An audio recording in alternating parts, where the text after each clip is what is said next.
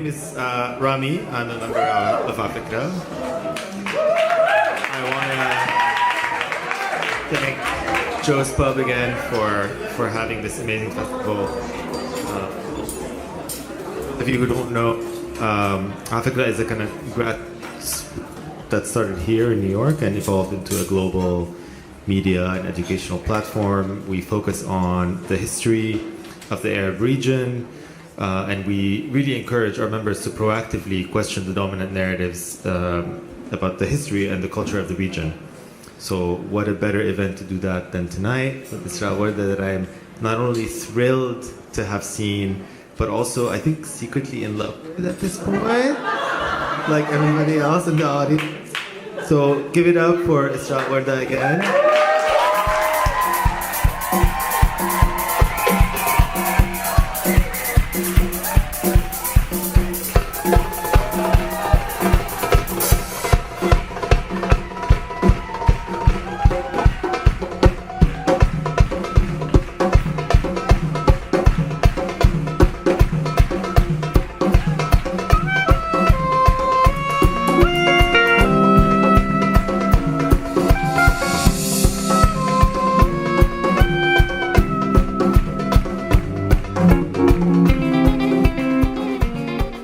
Such a pleasure to be here. I'm a big fan of Fikra. I've actually followed a lot of talks, so I'm very happy to be your guest. I'm really excited. You know, we've done a lot of we look into dance a lot. We're always very curious about dance. It's such an interesting part of culture that's often very difficult to talk about, actually, because it's so difficult to transmit.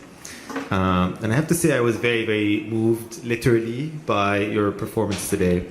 And I want you to tell me a little bit about your first encounter with dance that made you really think, oh, this is the one. This is the Eureka, you know, this is what I want to do. Okay, first, can we switch sides? Because that's my better side. I'm sorry. That's why I got the piercing on this side. I'm sorry. I mean, I don't think you have a bad side. Sure. Thank you, everybody. So, you know, there wasn't really one moment. I know it's kind of like we're always trying to figure out the artistic path. Like, when was that spark for you? For me, it was more like a gradual seeds, really, that were planted. So, I was somebody who grew up in dance in my household. It was a cultural practice. It wasn't something that I learned in school or anything in any formal way. But I think my work, what it does is it brings a lot of importance to the informal education, the community education, that's also valid as a form of education as well. Because a lot of communities of color learn things at home, learn dance at home. They don't go to an academy. So for me, it was, I started really dancing. First, I started really dancing Rai when I was a child, 9, 10 years old. I always say it's the first muscle memory that I downloaded in my body. So a rebel from the start. Yes. طبعا, bien sûr. Yes. Yes, and it was interesting because it was something that I grew up dancing, but also it was kind of like rebellious, you know. It was a little taboo, exactly, because I still really couldn't play it out loud in my house. I still was. Well, I kind of was playing it low key, you know, back in the days when we had those big ass computers. I used to just listen to it secretly, kind of lower the volume a little bit. So there is that kind of like, it's a part of our culture, but it's not always fully accepted because of cultural stigmas. In terms of doing dance as a career, it was really, like I said, something really gradual. It was kind of something that just happened to me. I felt that people in the community were like asking me, like, you're a great dancer, why don't you teach us how to dance? At 5, 6, 7 years, people used to tell me that. And I never really took it seriously because I grew this idea ingrained in my mind as a child that North African dance is something you do at home. It's not something that you do as a refined practice on stage or as a career. So that was about 5 or 6 years into breaking that kind of, community barriers, more mental barriers. But in conclusion, I found a lot of people asking me, a lot of people telling me, a lot of people dragging me into it, a lot of people, I felt like the community needed it. So I just ended up going with the flow, and I felt it was a perfect click. It was like two puzzle pieces that clicked together. So I want to talk to you a little bit about that kind of community aspect and community perceptions of what dance is or isn't. We live in a time when, from Shahrazad to Shakira, right, belly dancing is kind of omnipresent. Even in Western culture, it's become a global phenomenon. And when it's a global phenomenon, it comes with certain orthodoxies, hegemonies, dominant narratives, right? And your work fights very hard to create a voice that's much more specific and much more, yes, and really centered on the North African narratives, shabby dance, etc. So tell us a little bit about that. You know, sharing something. Can you get? Mm-hmm. Sharing something that's so global, but in a very local voice. Well, I love that you use the word homogeneity. Yeah, homogeneity. Yes.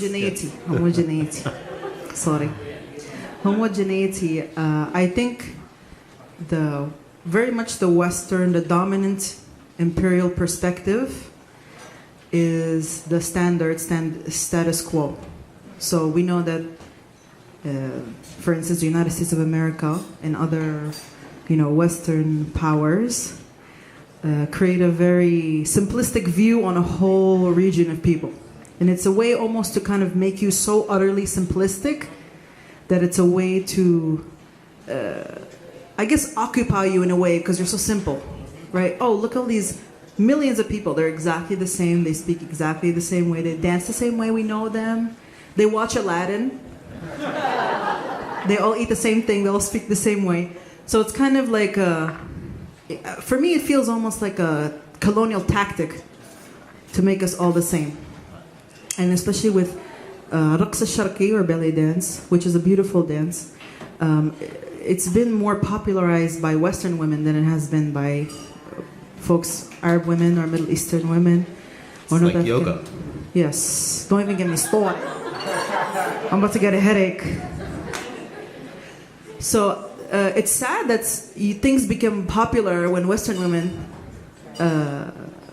claim it as a sense of empowerment, even though it's something that's really been empowering our communities for decades and decades, centuries. Just to even say about North African dance, that's even such a vague, a general word. I mean, North African dance could be from Morocco all the way to Egypt. That's a huge category, right? Even people don't know that there is no Moroccan dance, there's no Algerian dance, there's no Tunisian dance. There's dances. Morocco in itself has dozens, Algeria has dozens, Tunisia has dozens, so on and so forth. So it's important that our cultures are so diverse, and we're all not Arab people. We have different ethnic groups. We have Amazigh, and even in the Middle East, you have different groups of people. So it's important. There is a beautiful thing in the similarities, but it's also really important and empowering to be specific at the same time. So a lot of my work is, I focus really hard on trying to be specific. I only put things where they need to be placed. If he's playing shabby music, I'm only wearing shabby belt. If we're playing middahat, I'm only wearing a scarf, right? So I don't mix and match and create confusion around cultures that already are so orientalized into one bubble.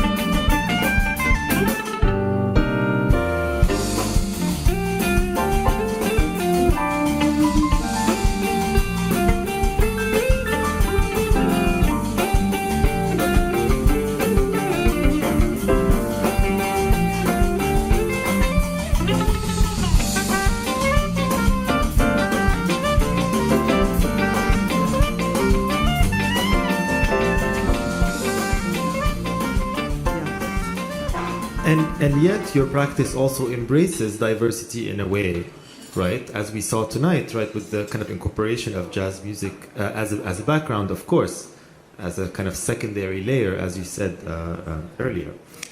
Tonight is the last night of this amazing festival we just saw, and almost everybody we saw this week is in their practice building a bridge between New York and North Africa.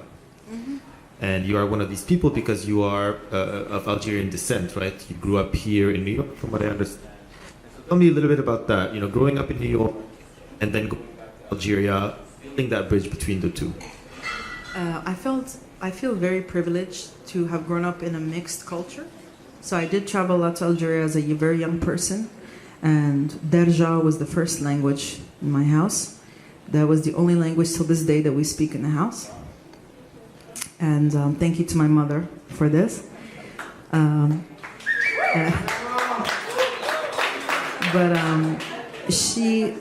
I think we have this idea that there's like a huge contradiction between being American or being from somewhere from the global south. It's like, wow, like, it's like we see it as two completely different contradictions, but really they're like two sides of the same coin. They're both affected by the same global issues, so colonialism, exploitation. Is like when we separate them as two different worlds, it makes it seem like the reason why we're colonially exploited is our fault, as if like we're not all connected in one planet, right? So I never really saw. I was very lucky to not really see a country like a opposite and have a fight. Like, am I American? Am I Algerian? All that. You know, I always felt that they both are a beautiful harmony together, and I took kind of both beautiful things from both experiences. You know, we're really all living the same shit. We're all living the same struggles. For me, what was beautiful is that traveling to Algeria a lot as a child, it really brought that like community living room vibe that I miss so much, that I don't really feel as much here, that I kind of try to bring that essence. My whole work is based around trying to create that same ambiance of that party in the house with your family, and you're hanging out and you're chilling, and you know you're wearing pajamas and you're letting it shake out. You know, I love dancing in pajamas. That's the number one thing I miss. But dancing pajamas, that kind of informal community building. That's how, you know what I'm talking about. Yeah. And I think that's another aspect. You know what I'm talking about. You know what I'm talking about. No, yes. Do you know what I'm talking about? I totally know what you're talking about because, you know, the type of dance that we know as, I don't want to call it Oriental dance, but I want to call it, you know, maybe belly dancing, maybe shabi dancing, shabi dance, whatever, wherever it is from, is in a way not exclusively a form of performance, right? It's also a part of day-to-day culture, right? Existence, experience. Yeah, when you're a person from that part of the world. So I want to talk to you a little bit about in your practice. You see it, yes, as part of culture, but you also seem to present dance as a kind of a freedom-building exercise, almost, right? And also a joy-building exercise. So yes, it's part of day-to-day culture, but there's also an element of unlocking the body in a way that promotes freedom. Can you talk to me a little bit about that? Sure. That's a profound question. I have a lot. Yeah. Well, it's what I think a lot of people feel when they see you perform, right? I hope so. Is that what you feel? Yeah. All right, that's good news. That's good news. I think what I can say is that I can go on and on about this in many different aspects. But I want to say firstly is that the struggle, what I like to see dance is I like to use the dance form itself to critique the conditions in which the dance exists. You know? So there is a lot of stigmatization culturally. This is very culturally specific, you know, within our own cultures. Maybe not, you know, in this setting, but within our own cultures, there are some stigmatizations around dancing publicly or dancing as a profession. I mean, if you dance as a profession, you're like blacklisted as a human being. Nobody wants to marry you. Nobody, you know, sees you as having morals. No one sees you deeming of respect. Not everybody. There's a lot of people who support the arts, and I'm so blessed that those are the people who have uplifted me and supported me. But in combating those kind of stigmatizations, culturally specific ones, you know, it's almost kind of like a fight, a resistance, a battle, to say that me, what I do is beautiful, what I do is respectful. It's no matter what I do, no matter what I wear, no matter how I dance, whether I'm dancing on the floor or I'm dancing this or I'm dancing like this or I'm dancing like this, you know. And that it doesn't say anything about my sexual availability, and it doesn't say anything about my intelligence, and it doesn't say anything about who I am and what my heart is like. So, and I feel a lot of people are connected to this feeling.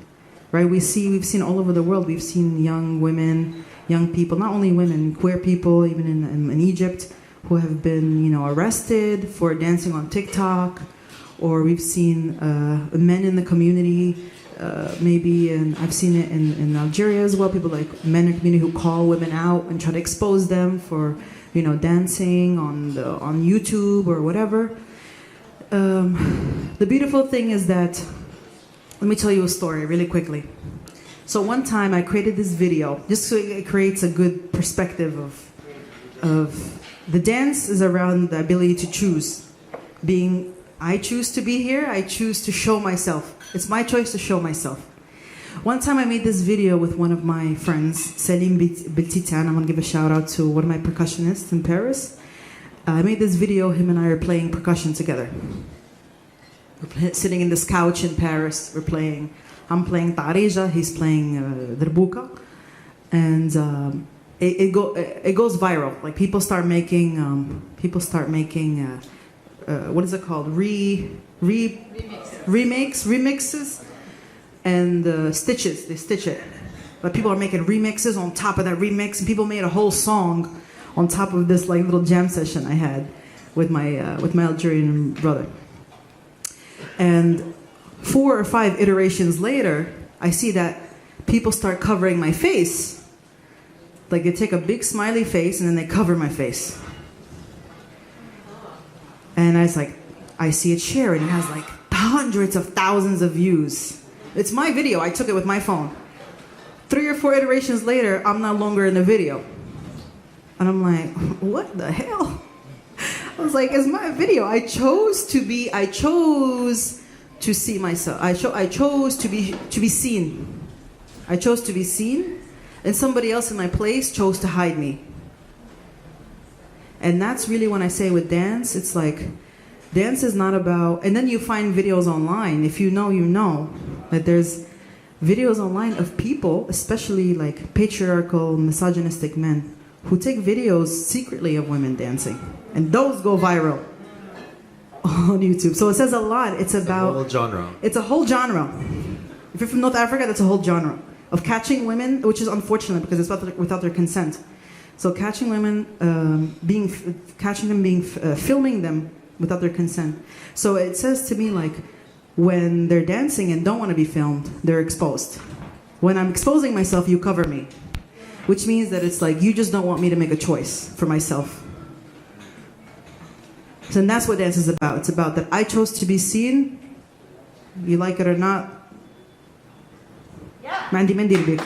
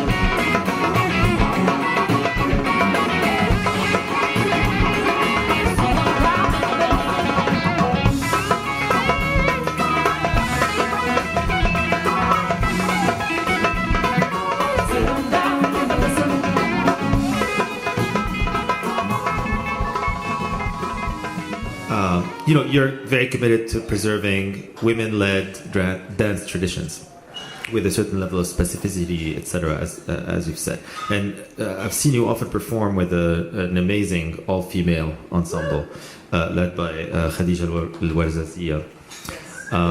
Tell me a little bit how you started really focusing on female spaces, and how did you encounter them? Obviously you don't live there. You're also not Moroccan specifically. So how did you start encountering these sort of female spaces, and how did you build these relationships? Well, the thing is because I grew up in these kind of spaces, they're natural to me. I know the codes.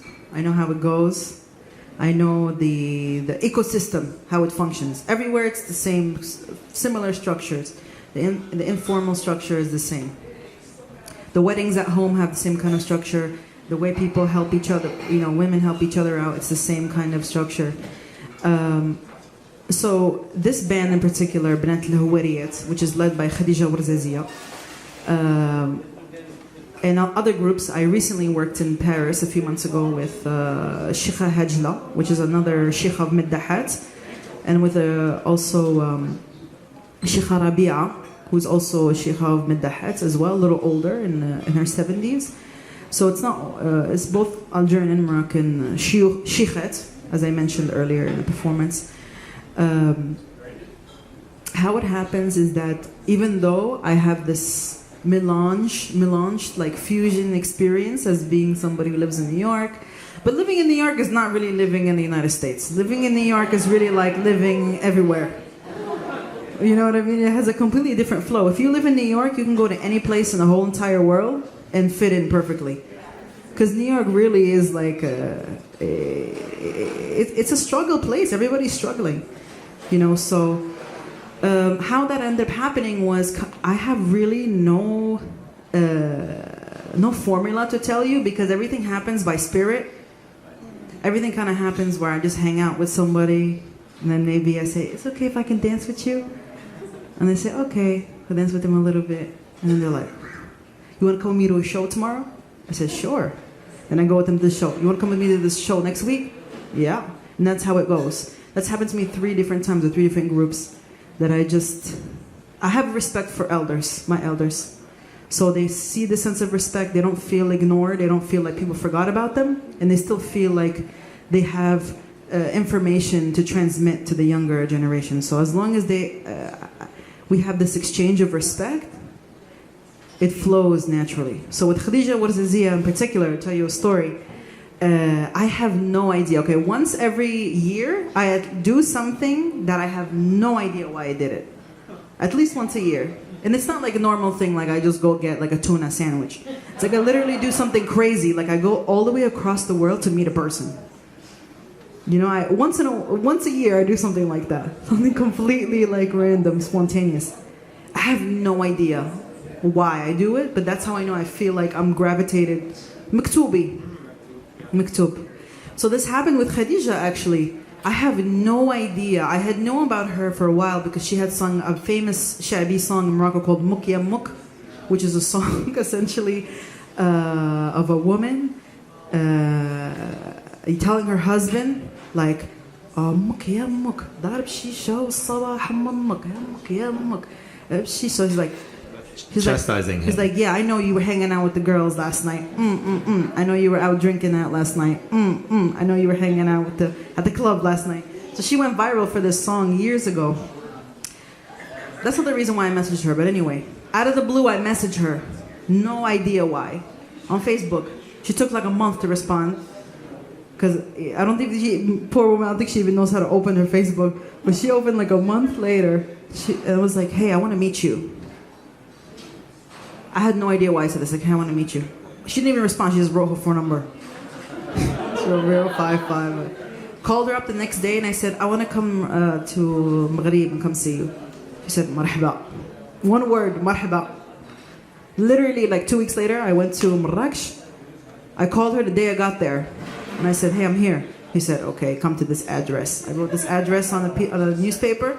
And this is Medina, from Medina al-Qadima. So this is the old Medina, which is kind of like,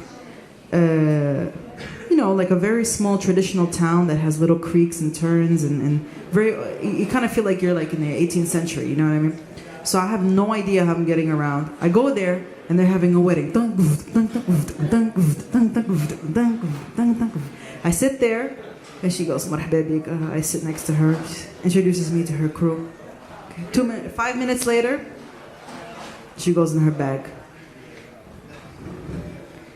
They're all wearing red kaftans, by the way, because they usually la'abat, which is like a group of women who they're like similar to maddahat. They're all women groups who play shabi music, but they play it only with percussion and song and singing. And they usually sit in a circle together and they face each other. La'abat means like players. They're all playing amongst each other, and they bring them for weddings. And the main purpose for bringing them was because women didn't want, men to play at their weddings. So, and shikhat are not always women. There's a lot of, non-binary people. There's also a lot of queer men who join la'abat groups as well, and middahat groups. Shab Abdu is a really big famous person who plays in middahats as well. But essentially, she pulls out a kaftan out of her dress. She goes, "Siri tbidli." She goes, "Go change." I go in the bathroom, I change. She gives me hizam mawzuna, taf. So I'm here in this person's wedding. I have no idea who this person is. And it's like in a house, so it's not like in a hall. I'm dancing in this house. And then the next day she calls me, she goes, "Hey, we're going to be on TV tomorrow. You want to come?" I said, "Sure." So that's how it works. I'm sorry, I have no formula for you. No, this is sounds like you do actually. It sounds like I just go chill. out there. I just chill and I just let things come my way. That's it. Great, listen. Tell me a little bit about the songs you chose to perform tonight. Yes, I forgot all of them. I have a horrible memory. I'm not even lying. There we go. Tell me a little bit about that. So, there we go. We have most of the repertoire that we did today was, I would say, 4 rhythmic patterns. Let's just talk about like rhythmic traditions, because obviously it's not traditional music. We have like jazz and modern influence with this. So the first couple of songs that we played, Nuba and Lilla, they were Shabi Maghribi, Moroccan Shabi, a little bit of Gnawa. With Qraqab, yes, with the Qraqab. We also did a portion dedicated to middahat as well. That's actually also why I do my henna like this for a show, because the way it's done. See, I broke a nail during dancing. That's how I know it was good. Where we, do the fingers and do the hand. This is something that also Sheikh Harimiti used to do traditionally before a performance. She starts every show like this and shows her hand. This was always dedication to Sheikh Harimiti. So we did middahat, which I told you comes from tradition of midih, women praisers, who usually sing to the Prophet, who usually sing to saints. It's usually healing music. That's what middahat is, healing music. But also, like I said, sings about love and arbitrary things. Shabi does the same thing as well. But midih is more blues. Middahat, they usually sing in a more bluesy way. And then we had one song, Jikoro, we did with Hiddi. Hiddi is a pattern it's not necessarily a musical tradition, but it's a rhythm that's used a lot across Algeria. It's used in Kabyle music, it's used in Rai music, it's used in Shabi, Algerian Shabi, because that's a different genre.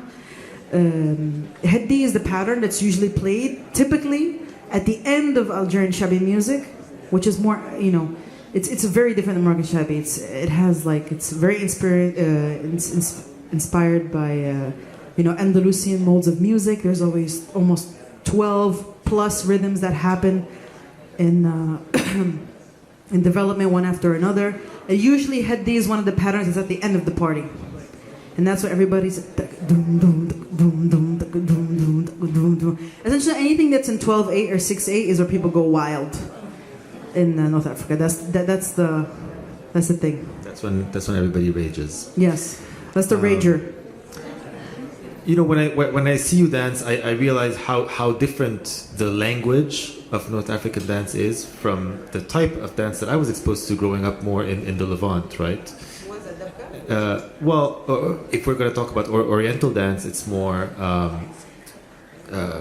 let's say Shakira-like belly dance. So much more hip-focused, much less head movements, etc. And very hybridized, actually. Very internationalized in a way.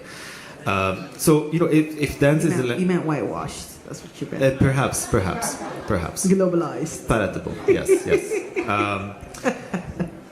But, you know, and dance is a language, right? Yeah. And I know that you teach it a lot. You know, you're also a teacher, very much a teacher. So what's the first word you teach? And can you maybe show me? Oh, you going to pay me? If you can.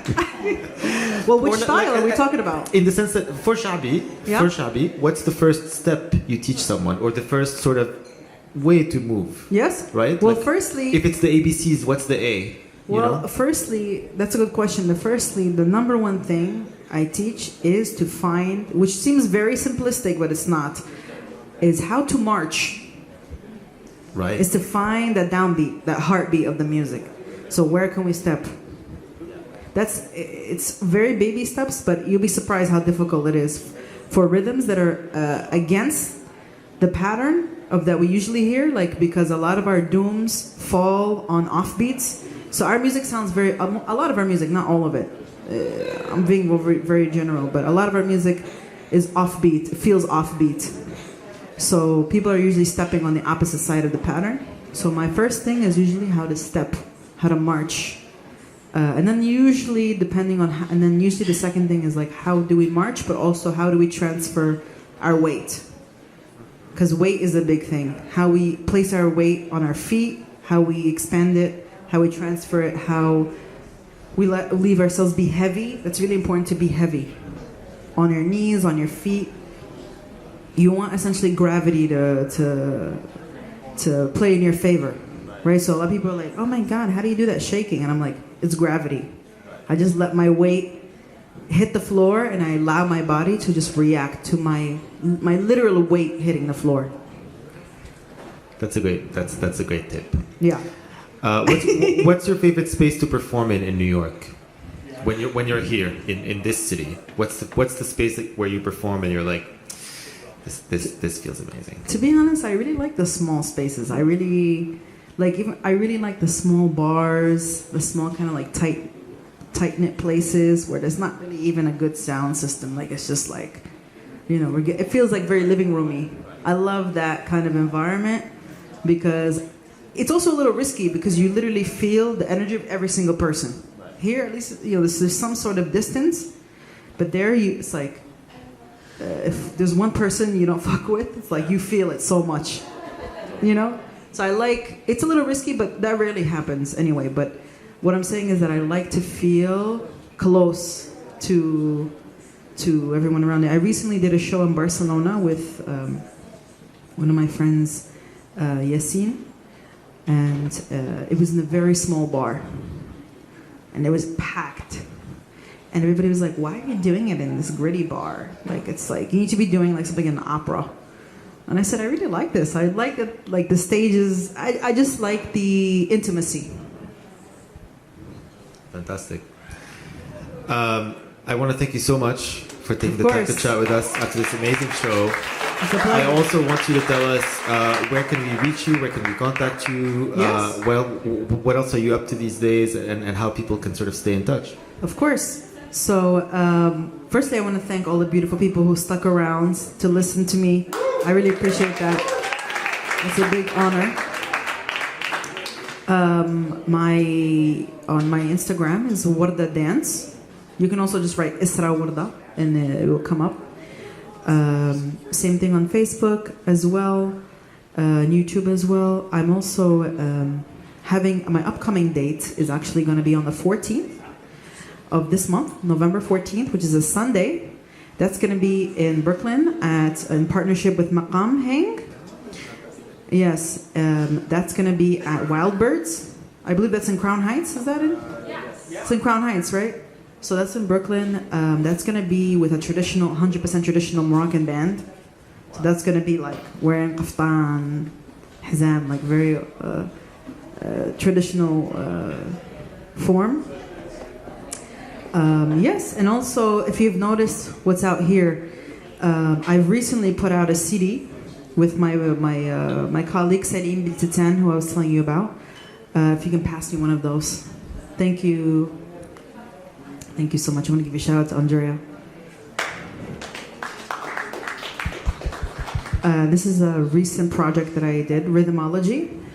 Learn North African rhythms. So I spent about 8 months working on this project with Salim, where we created one of the very few, if not one of the only,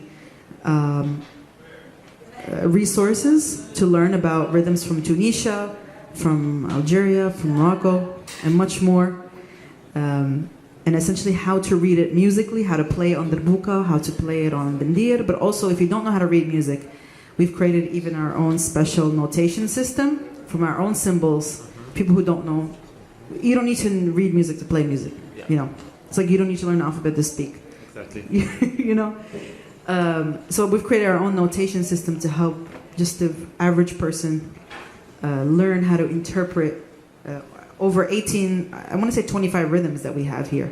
So, and it also comes with a little book in which we talk about, you know, geographical, pedagogical information of each rhythm.